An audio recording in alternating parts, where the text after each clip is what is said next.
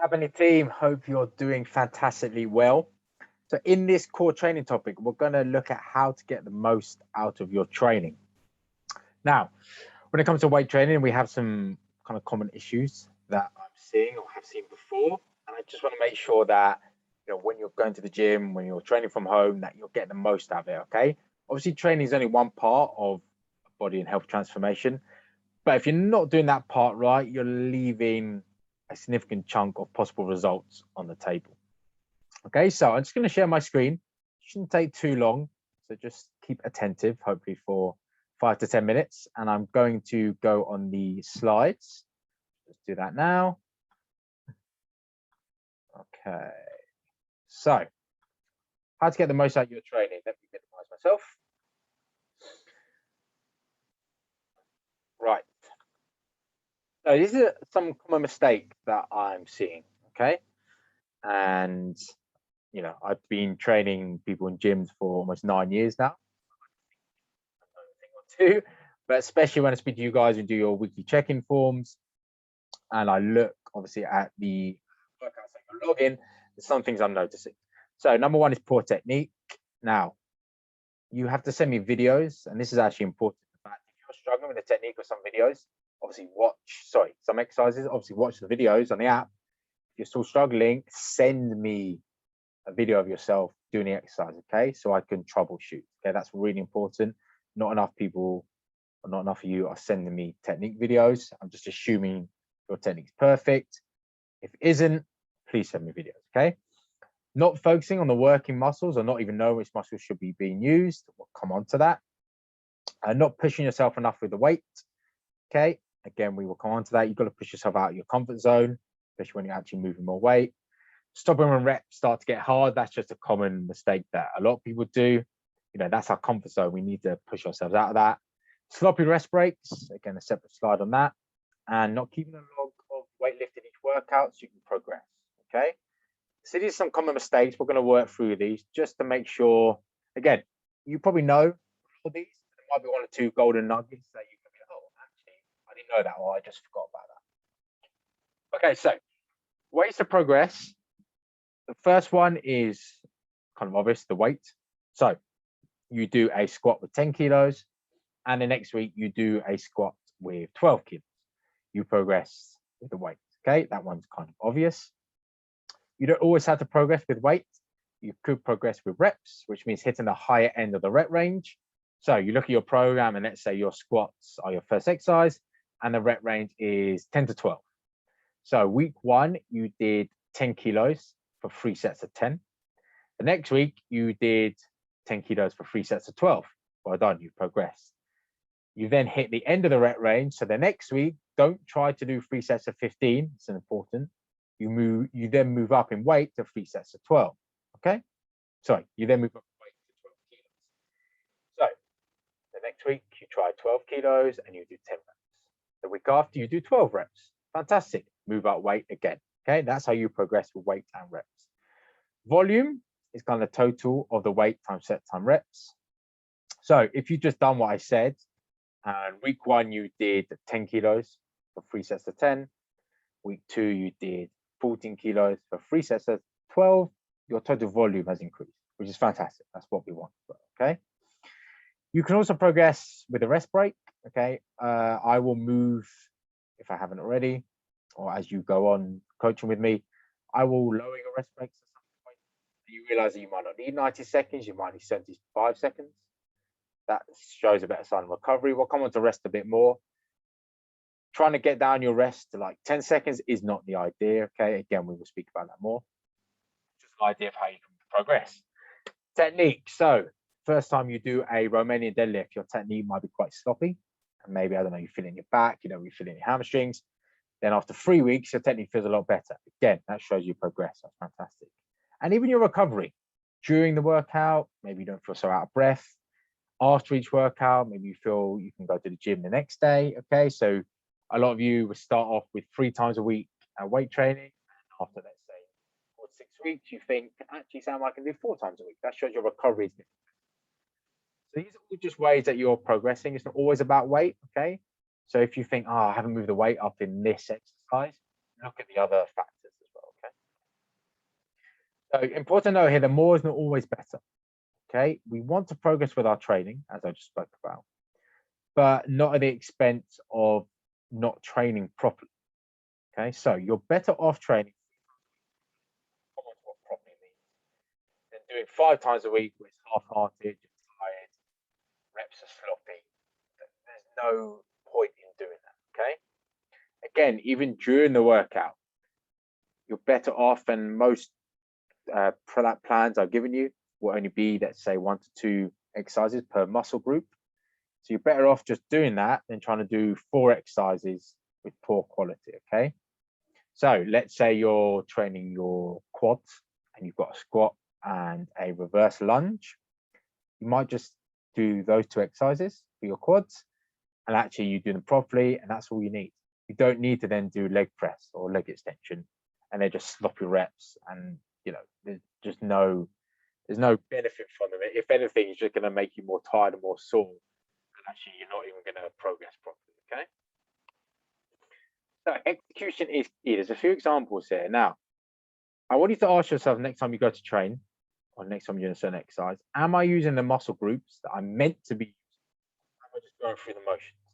This is where a lot of concentration comes into weight training. Okay, so for example, let's start with the one on the left. Bicep curl. Are you actually using your biceps, or are you just standing there pumping and not even feeling it? Okay, because if you are, it's not very effective. Let's look at a bench press or a chest press, the one in the middle here. Are you actually using your pecs, which are your chest muscles? You will use a bit of shoulders and triceps, but these are the main muscles. So let's say, same with the push-up, chest press with dumbbells. Are you actually using your chest muscles? Okay. An RDL, Romanian deadlift. Are you actually using the hamstrings and glutes? Okay. If not, for any exercise, make sure you're watching the video demos properly. Make sure you're doing the exercise a little bit slower, and make sure you're concentrating so you know the exact muscles that you're actually using. Otherwise, again, you could be doing 3 sets of 12, thinking you've done it right, but actually you're not even working the right muscles. Again, not effective. You're not getting the most out of your training, which is obviously the idea of this presentation. So a quick word on rest break. Now, if your plan, look at the rest break, says 90 seconds, for example, I always advise using a stopwatch first and foremost. Because you think 90 seconds, oh, I just guess it. It actually goes quite quick, especially if you're training properly. If you don't feel you need the whole rest, 75 seconds, that's fine. 20 seconds roughly, okay? But if you feel you can, I don't know, knock out the next exercise with only 10 seconds rest, the exercises are not challenging enough, okay? I can't stress this enough. If you're doing let's say a hip thrust, okay, for 8 to 10 reps, decently heavy, and the rest break is 90 seconds. If you feel after that first set, you can do another set in 20, 30 seconds, the weight isn't hard enough, okay? You need to put more weight on. The idea is not to just be running through exercises as quick as possible with submaximal weights, okay? You will not get the most out of your training by doing that. You will not build muscle. You will not lose as much body fat. You will not change your body shape. You'll not tone up as much, and you will not maintain your results for as long as possible. You won't even get as good results, okay? So I'm going to repeat that once again. If you feel you can run through each exercise with only a 10, 20, 30-second break, and you should be having a 90-second break. Don't get me wrong, some of the stuff near the end of your workouts will be 30 seconds, but they're more quicker circuit style. That's absolutely fine. But for the bigger exercises, if you feel you don't need more than 20, 30 seconds break, the weight needs to be heavier, okay? Please, please, please take note of that. Where the magic happens, this is what I was talking about when it comes to stopping when the reps get hard. So imagine yourself, remember when you're doing exercise and you're reaching, let's say, 8 reps, and you feel yourself start to fatigue a bit, muscles start to burn. What do? Do you stop? If that's the case, once again, you'll never get as good results as you could do in the gym. The answer is to carry on, because this is where their magic zone, where you're stepping out your comfort zone, as I like to say, it's where the magic happens. Get used to stepping outside your comfort zone. This is how we improve. This is how we get stronger. This is how we build muscle. This is how we get mentally tougher as well. Okay, so let's say you're doing a bent over row for 8 to 10 reps, and you're doing, you're on the 6th rep, the 7th rep starts to get hard, you hit that 8th rep, and then just stop. Okay, keep going, try to get that extra couple of reps. Okay, that's where the magic happens. That's what we want to try to do. Now, of course, keep it safe. If you're on 8 reps and you feel your lower back's hurting because you've lost all technique, fine, stop. Okay, but if you feel you still can do a couple more, try, especially on lower risk exercises like the ones you do in machines, because that's the point of machines, they're more safe. Okay, so let's say you're doing a row machine, you can row it. If you can't get those last few, try, and you can't get it, the machine just goes back. No problem with that. Even an isolation exercise, let's say a tricep push down, just working a small muscle, you just can't get many more with a rope, you just let it go back to the top. Absolutely no problem. Okay, so remember where the magic happens. Next time you're training, concentrate on the technique. You're in the middle of the set, you think you can't do a couple more, try to push yourself. Okay, if you do that, again, back to what I said, you only need a couple of exercises per muscle group because you're doing it properly. Okay, so it's all about trying to do it properly, make sure you're getting the most out. So some takeaway tips.